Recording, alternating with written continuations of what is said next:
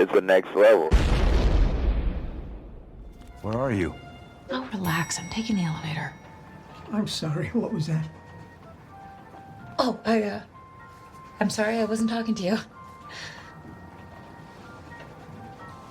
Can I tell you a secret?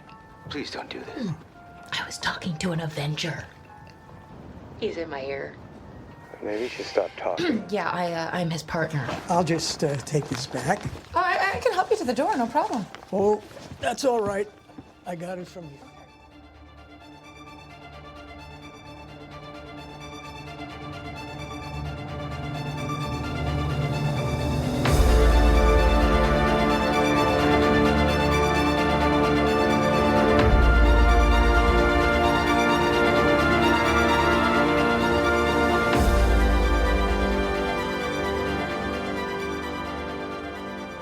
Hey, panelers, welcome back to the show. I'm Mark. And I'm Steve. And this is going to be a spoiler-full podcast about the 4th episode of Marvel's Hawkeye. And as you all know, we're covering Hawkeye Episode 4, Partners. Am I right? It's a funny title. And what's the synopsis, Steve? The synopsis for this one is: secrets are revealed and hard truths emerge, culminating in a battle against two opposing forces. Pretty brief. Yeah. Pretty interesting, too, because, yeah, they are two opposing forces, which would be Hawkeye and Kate against Maya and her people. Right. Literally. Right. Yep. And our special guest that appeared at the end. Yes. Yeah, and we'll move on to that. But initial thoughts. What were your initial thoughts? It was good. You know, the first time I watched it, the beginning is kind of slow, and I had kind of the same feeling on the second watch that the beginning is kind of slow, but I really loved that whole family dynamic that we got there at the beginning with Kate, her mom, Jack, and Clint there in the house, and that awkward, conversation. And I'll talk more about that in my notes, but and of course, the ending was just amazing. I'm sure we're going to talk about that. We've been waiting. This is the cast member that I particularly have been waiting to see because it was announced that she was going to be here, and I couldn't wait. And I was just like, when is she going to show up? And so finally, we got her here at episode 4. Which is funny too, because they online it was stating that we would get her. Not to give away too much, but obviously you all watched the episode. But they mentioned that Florence Pugh is going to be in 4 episodes total. Mm-hmm. Now, mind you, it's a 6-episode show, and we're in the 4th episode. And she shows up at the very end, so it's literally 2 1/4. Yeah. So. Yeah, and I think, I wonder if there was originally a scene in the 3rd episode, maybe, that they were going to show her, but it ended up getting cut for some reason. Because I think even in IMDb originally showed her first episode as being 3. Which is weird, yeah. Yeah. But, yeah, like you, I have to say, I love that whole family aspect, especially with that dining room table conversation between Clint, Kate, Eleanor, and Jack. And you could tell Eleanor is very concerned about it. Her daughter doesn't want to lose her in any way. She's concerned for her well-being, doesn't want Kate mixed up with Clint and anything that has to go on with this quote-unquote mission that he's on. And it shows that, that Eleanor really is concerned for Kate, which I really do admire. And I just love Jack and how silly he could be. The character itself. At first I thought, okay, this has got to be somebody that we should be concerned about, but I don't think so overall in the end. I also like the fact that, Eleanor brings it up to Clint about being a dad and knowing and understanding, and then Clint stating all that good stuff. Especially love the fact that they have the great representation from the NYPD and NYFD and being involved, and we get the LARPers back. And we have that representation, and it was good to see them involved and showed so much respect for them within the episode, and showing that they are the true heroes that are out there that we have. And I think that was a calling card from Marvel to those people that do protect us. So that was my feeling. Overall, great episode. Interesting. Had a lot of laughter in it. A lot of interesting takes. And a lot of action at the very end, which I'm very happy about. Yeah. So with that, we should move right along into our top fives. Sure. A superhero house call and a serenade, all in one day. You know what they say. Life is short. You never know what you're going to get. What? What did I say? Did I say something wrong? What? Every time you use one of those aphorisms, they're wrong. What? No. That can't be right, is it? You want to go first?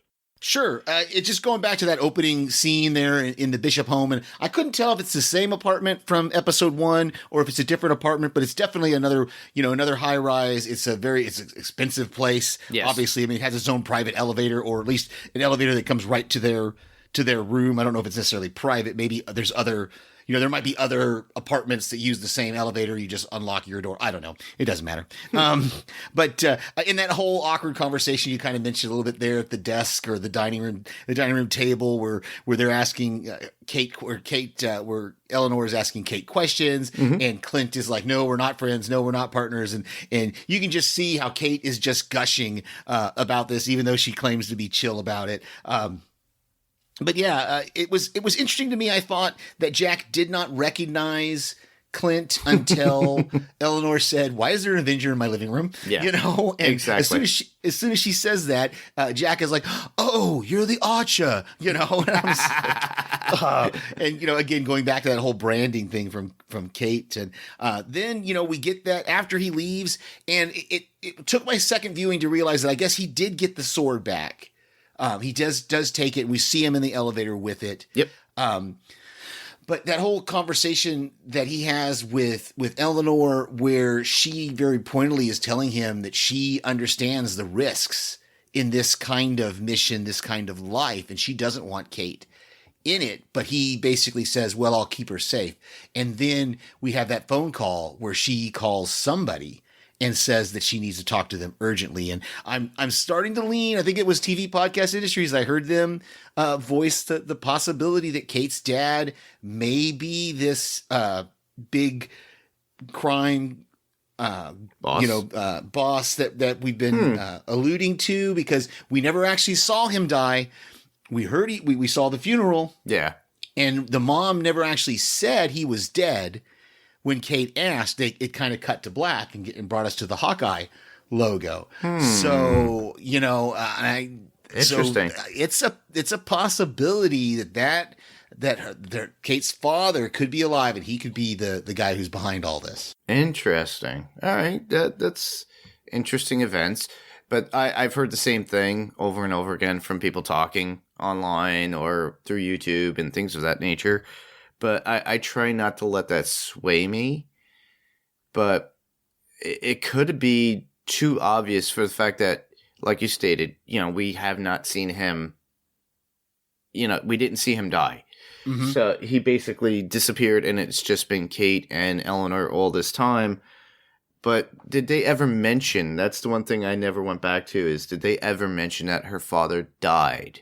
No, they have a funeral. No, they show them at the funeral, at the father's funeral. Yeah. Or the burial. I'm sorry, the burial. Yes, they show the correct. burial of the father. So he's declared dead. I'm not saying that he is dead. I'm just saying he could have faked his own death at this point and then became this huge crime boss. Yeah. They were saying they were having money trouble, and what about life insurance? They probably had insurance on that apartment. Yes. So who knows? And he was a rich guy. He could have had $1 million or $2 million life insurance policy that they could have cashed in on. And who knows? Exactly. So yeah.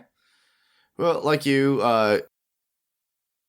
my number 5 would be Clint getting the Ronin sword back from Eleanor's home. And from Jack itself, because in the very beginning, Jack is there and he's got the knife at the sword at Clint's neck and everything. And he was creative, and I love to talk with Eleanor and Jack about the case, as it were, that Kate was helping him out with. And plus, that whole conversation that we were just talking about with Eleanor and Clint about keeping Kate out of the case itself. And, there was something, she kind of hesitates when she's talking to Clint at one point, but she did salt the wound about Widow and how losing somebody, and you could see it in Clint's face. It's like she was like really twisting the knife in him, and to some degree regarding Kate and losing somebody. I love that Laura, when she does call, she's speaking German, which brings up a lot of questions about Clint's wife. Was she a widow? Was she part of the way Clint was involved with S.H.I.E.L.D. to begin with? Or, is the watch hers, that he gets, or that he has Kate get because a friend? But that was in the Stark compound, or the Stark building that went down. No, it was in Avengers compound. Before it was in Avengers, it was in the Avengers compound. Oh yes, the one upstate, probably from Endgame. Yeah. And that's what. That's important because it wasn't from Stark; it was from the Avengers compound. So it's my concern of like, who is that? I really am curious, and I hope we do find out at the very end. I'm sure we will find out who that person is.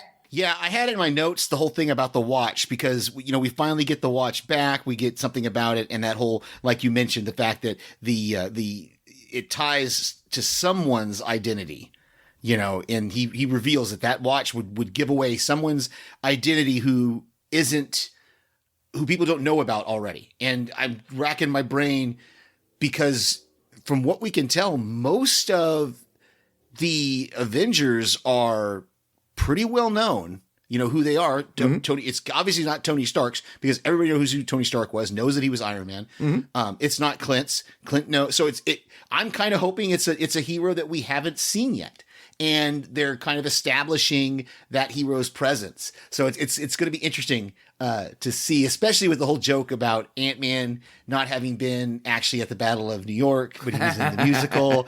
And so now we're getting this possibility of another hero being introduced who we've never actually seen on screen before. Yeah, same here. I'm wondering if it ties into another Disney Plus Marvel show. That would be cool. That would be cool. Your number 4? My number 4 is Clint and Kate's the little holiday party she throws. I thought it was great. I thought that they did the ugly sweater thing. They did the movie marathon. So they did everything except build the gingerbread houses.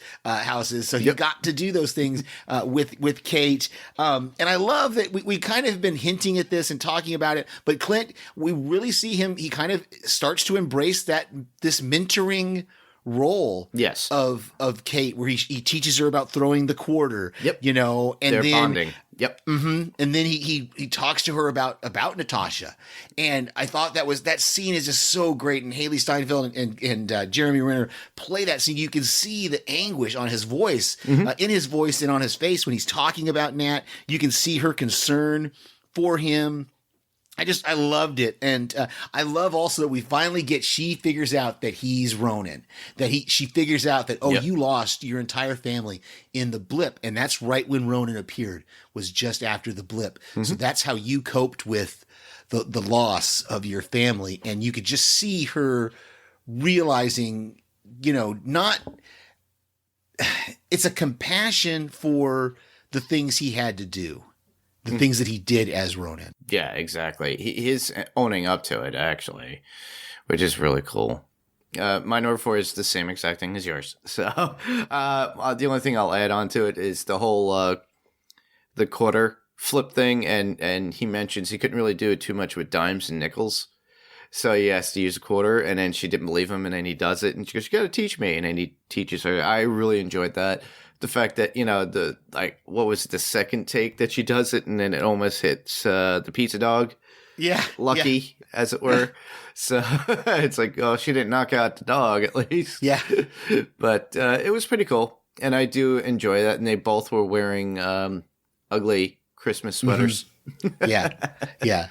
Because did she hear? No, she wasn't present. So he's probably talked about it, though. Yes, yeah. The things that he was going to do with his family. Yeah, she wasn't present, but yeah. It might have been when he was talking to his son on the phone when she was deciphering everything because he couldn't hear because he didn't have the hearing aid. Yeah, because he did say some things about the movie marathon. So yeah, it's. I'm sure they've talked about it. So yeah. So I can buy into that. Yep. So my next one, and I hope I'm not just stealing all your points, or that you have at least extra things to bring up. But it's Kate and the LARPers. I just love the return of Grills. I love the whole thing of her negotiating when she sees them there in the park and they're practicing and rehearsing. And but it's a little. I was a little concerned because we have this police officer who is agreeing to remove evidence from the. From the police lockup, and I'm kind of exactly right. Is that and maybe she can rationalize it by that it's an Avenger she's doing it for, but still it seems. And I was confused. I thought they went back to Kate's the aunt's apartment, the safe house they were in, but I think no. I think I was listening to another podcast, and I think they were actually at one of the LARPers' apartments. So again, Kate must have sent him the information of where she was. Really? Yeah, that's because the decor is different, and I didn't think about it until I was listening to the TV podcast. They were talking about it, and I realized that it makes sense that it was not the safe house apartment they were in. Yeah, but how did Clint know how to go there? Well, I'm sure she could have just texted him the address. Ah, okay. So yeah, the reason I'm thinking, I was like, well, it's like I have to look back at it, and I'll try it for next week. But yeah, her aunt had posters that were framed, especially when she was using a non-erase marker on it. We didn't see that. And there's another poster. There was something, like I said, again, I think it was TV Podcast Industries that mentioned there was one of the posters that talks about dragons. So that's why they assumed it was one of them. And then plus Grills is cooking. So I don't think Grills would have just come in to the safe house apartment and just start cooking in somebody else's house. Yeah. Yeah. And have all the stuff to make snickerdoodle cookies. So it makes sense that it was one of their apartments. Yeah. And I also love that. This is my number 3 as well. But the fact that she just shows up saying that she's his partner and everything else and gets everything going. I love how Grills turns it around saying, hey, well, let's, this is a good way of negotiation. Well, you could do this. And then she goes, oh, all right. I'll get you the materials for your costumes, but you got to do 2 others for us. So meaning that, hey, wait, we're going to get costumes out of Clint and Kate at the very end of this season, I think. Because we only have 2 episodes, so yeah, I think it's going to be cool to see what costumes they come up with and what they do. And think about it, if you're a LARPer and you're able to tell somebody, hey, my costume was designed by an Avenger, my costume, the parts of my costume came from an Avenger, that'd be pretty cool. And I loved how Kate embraces the whole LARPing thing. She goes, it looks like she was going to get involved with the LARPing. Yeah. Which is pretty cool. She's dressed up like a Viking and she says, I look good and all that kind of stuff. So, and it's like, oh, you made this? Yes. Oh, you can make ours. Okay. And then it worked out. Yeah. I really enjoyed that whole conversation. And you could tell they're all getting along. And like I stated, I really do enjoy the fact that they have the NYPD and the NYFD. And FDNY. FDNY. There you go. Sorry, I didn't correct you earlier, but since you said it again, I thought I'd make that, FDNY. FDNY, yep. Yeah, and I live in New York, and I should know better. I watched Rescue Me, so that's why I know. But, especially since my grandfather was a fireman. But anyhow, I just love that they get them involved in the fact that they have this friendship with all these people. And like I stated before, I'm glad within this episode, it shows a little bit more and they're more involved. But I have a funny feeling, even towards the end, you're going to see them more involved. I wouldn't be surprised at the very last episode. We'll see the NYPD get involved in some way to help out Clint and Kate. That would be cool. My next one is pretty short. We've already talked about a little bit. This is the return of the watch. But also in that whole scene where building up to Kate going to get the watch. Again, we kind of see this mentoring side of Clint where he's telling her, oh, it should take me 3 minutes to get into the building. And then she's crossing the street on her own. He's like, okay, well, since you're crossing the street, here's what you're going to do. You're going to do this and you're going to rappel down. And she's like, no, I've got my own way in. Yeah. The only thing that kind of took me out of it a little bit the second time was I'm like realizing she's walking around the streets of New York with a bow and arrow. Yeah, with a big bow and a bunch of arrows strapped on her back. Is this not like? Wouldn't this draw attention? And that purple suit that she's got. Yeah, exactly. It's a little bit, and she's definitely not chill about working with an Avenger because she's just like excitedly telling the guy everybody. In the elevator. But that's part of my number 2 as well. But it's funny how it's like when he gets in there, as soon as she starts, just like, oh, I wasn't talking to you. I was talking to an Avenger. Right. And it's just like, and he starts getting uncomfortable. He's like, I gotta leave. I gotta get out of here. Mm-hmm. Yeah. But I thought that was pretty cute, that scene. And it also falls into the fact, too, you said that she's walking around with the bow and arrow. And even in like Central Park, was it Central Park? I think it was, where the LARPers were. Yeah. She's there with the bow and arrow. She's got a quiver on. She's walking around with the bow. Yeah. What is with that? It's like you would think a cop would stop her and say, "Hey, that's a weapon. What are you doing?" Yeah. What are you doing? Yeah, because it's one thing. The stuff the LARPers were using was obviously like homemade and was not real weapons. You can tell, but that's a legit longbow and arrows she's got on her back. So and Clint makes a comment too. She goes, "Well, how do you not be seen?" He goes, "Oh, mine's retractable." Yeah. Oh, it makes sense. But yeah, that's really good. My number 2 also involves Kate getting into Echo's apartment. Who leaves the watch just sitting out there with the tag? And on top of that, leaving like on a notepad about Clint's family all written out. Who does this day and age? Usually you would think they would, put it in their phone or something and then maybe lock up the watch, but it's all there out plain to see. Yeah. That was the only issue I had with the episode. But the fact is, you had to move along for the story itself, but I really enjoyed it. And then the confusion of who's attacking who within the apartment and who's up on the roof with Clint. And then we find out later on, and then, the humorous aspect of her coming down through, try to zip line with her bow. Yeah. And she really couldn't do it because it stops after a while. And then a kick to it actually starts her up again. And then she kicks Florence Pugh, who we know as Yelena. What's her name? Yelena Belova? Yelena Belova or something like that. Yeah. But, and then we get the whole on the rooftop fight, which is my number 1. But you move into which your is number my number. 1. Yeah, it's my number 1 as well. Is that whole fight on the rooftop? With the choreography of it, we've talked about before. The choreography of the fights in this amazing series have been just incredible. I loved, a couple specific moments that I'll just highlight. Is Kate? I think it was Kate when Maya pulled the gun and she kicks it out of her hand, and then she she uses her foot and she flips the gun up in the air and it falls down through the center of the building. Just that kind of a move was just like, I was just like, that is incredible. And the gun doesn't go off.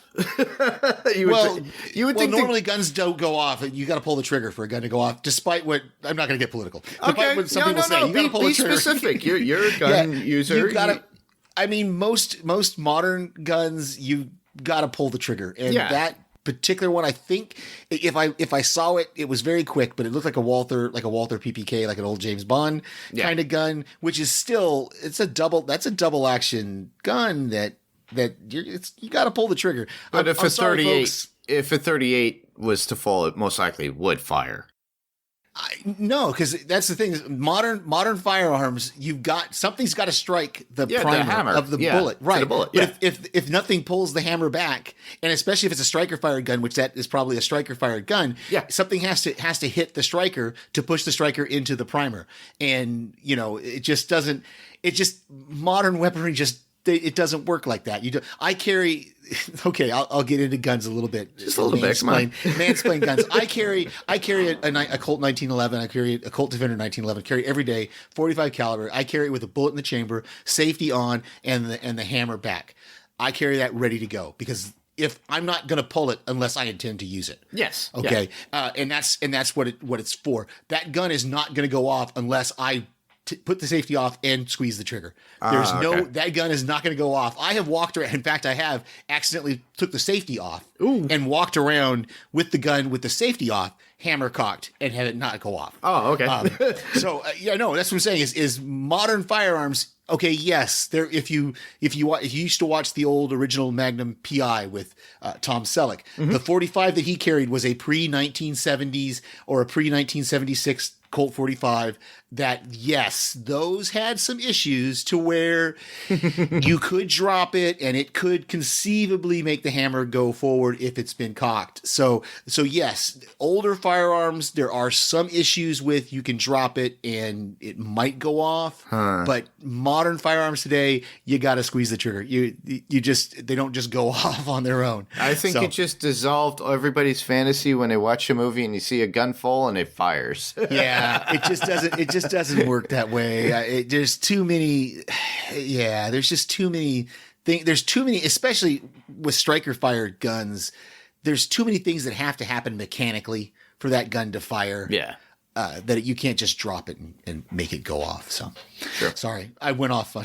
No, it's okay. But yeah, that's my number one. The only other thing I had on that number one was I loved as soon as I saw those things she used to stun Clint. I knew exactly who it was. I knew we finally got Florence Pugh. We finally got Yelena. We finally got Black Widow's sister. And I can't wait for the conversation to where Clint's going to find out that this is Natasha's sister and how that is going to be resolved. I don't know if they're going to be able to resolve it in the next 2 episodes or if it's going to have to be resolved in some future thing. But you would think it's going to have to be somehow resolved unless they're just going to make Yelena a straight up bad guy. I don't know because yeah. I just don't know. Everything's speculation at this point with her, but I was so excited to finally see her. Well, we all knew that it was going to happen because at the end of Black Widow, we do see, what's her name from Seinfeld, show her the picture of Clint, and that was the mark. Right. And it shows that Val is part of this whole thing. It makes you wonder what Val's involved with and how she was tapped to put a hit onto Clint at that point. And is Val bad, or is she part of things like maybe the Kingpin, the Hand, or maybe Eleanor, or maybe Kate's father, who we don't know? There's so many questions that are coming up regarding that. But for the most part, within the scene that you're talking about, like with on the roof, when they're fighting, it's like Kate at certain points, you think she was going to go over a few points, and that was kind of like a rush to go and watch. Got me on the edge of my seat and everything. I really enjoyed that.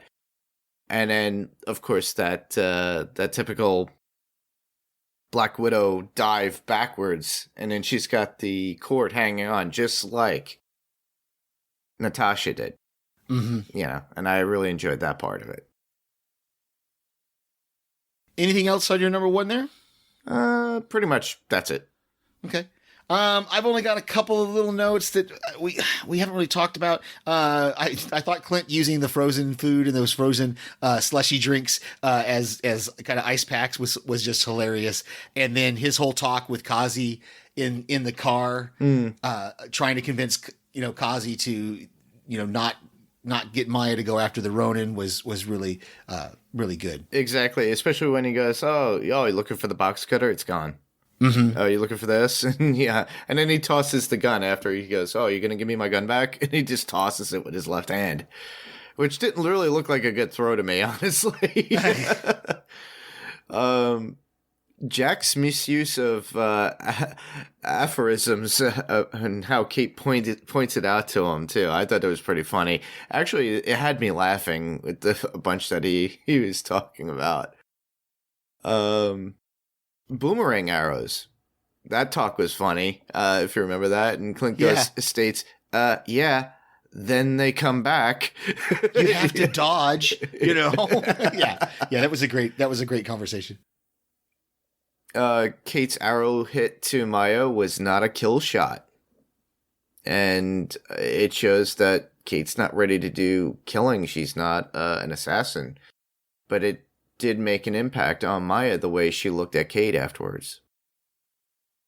And the only time we got lucky or pizza dog is that one scene, like with the quarter throwing. Well, we got to see he was on the leash in the park when she went to see the LARPers. Very true. He went to bed with her. He was there.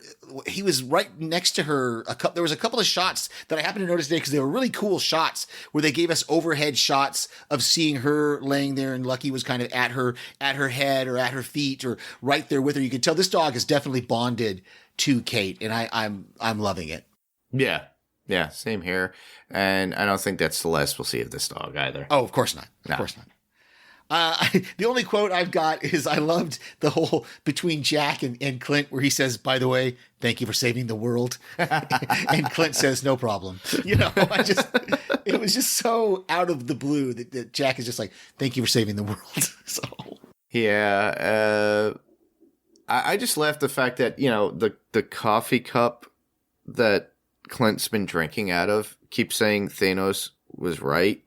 Yeah, I caught that today. I didn't catch that in my earlier watches, and I was like, he's got a coffee mug that says Thanos was right. That was hilarious.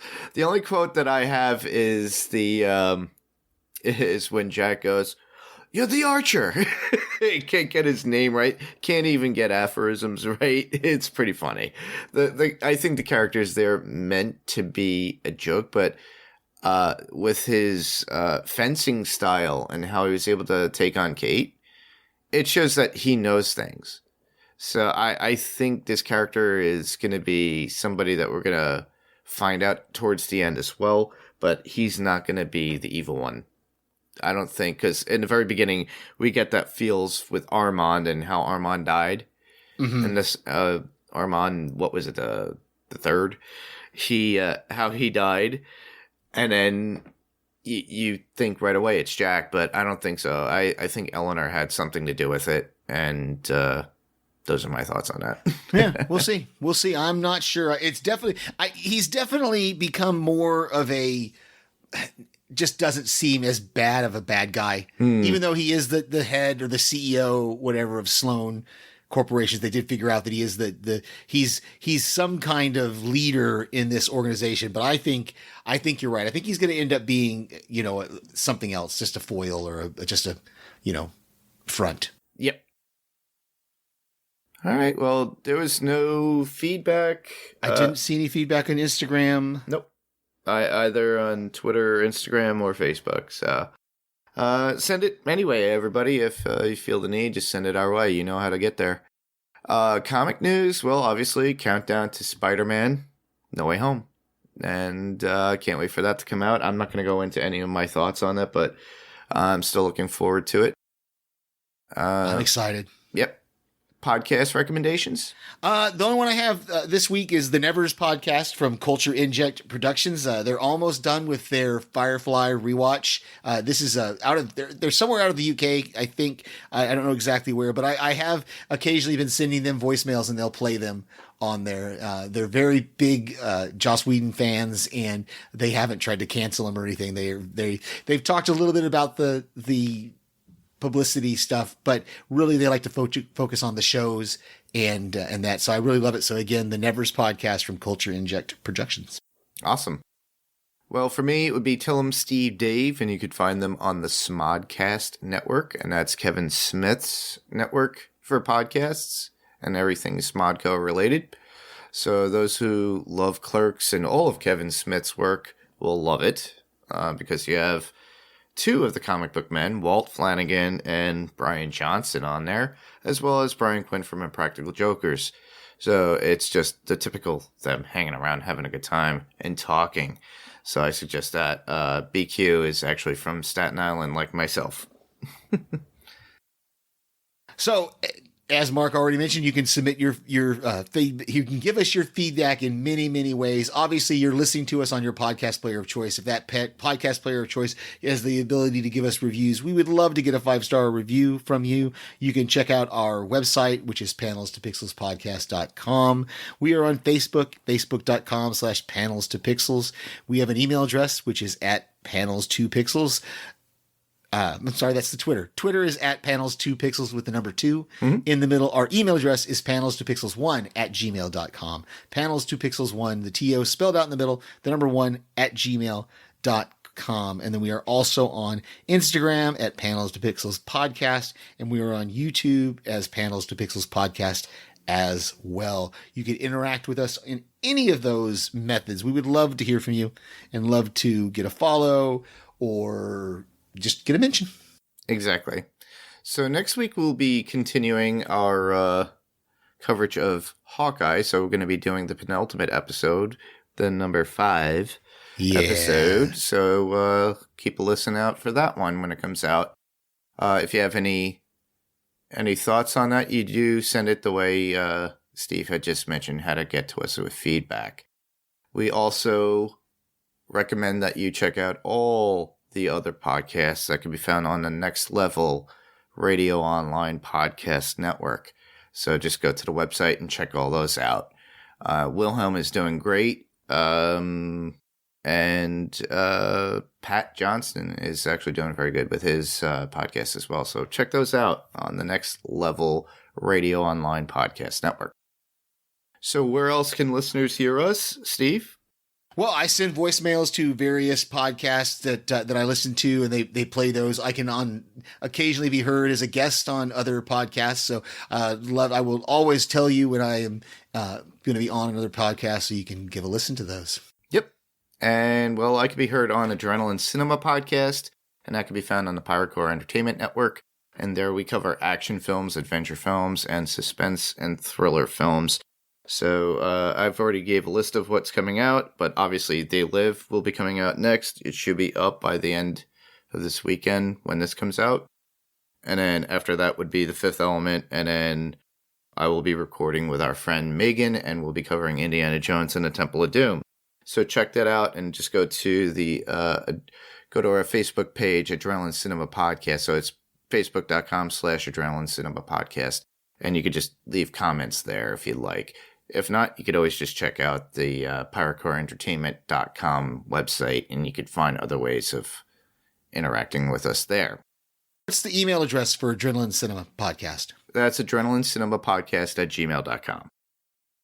So, but with that was our show, and I had a great time talking about this one, and it brought up a lot of good questions. I'm looking forward to what we get for the next 2 episodes, and I can't wait to talk about those when they come out. So that's it for us this evening. I just want to thank everyone for listening, and I'm Mark. I'm Steve. And this was Panels to Pixels, and we'll see you on the next panel. Good night, everybody. Good night.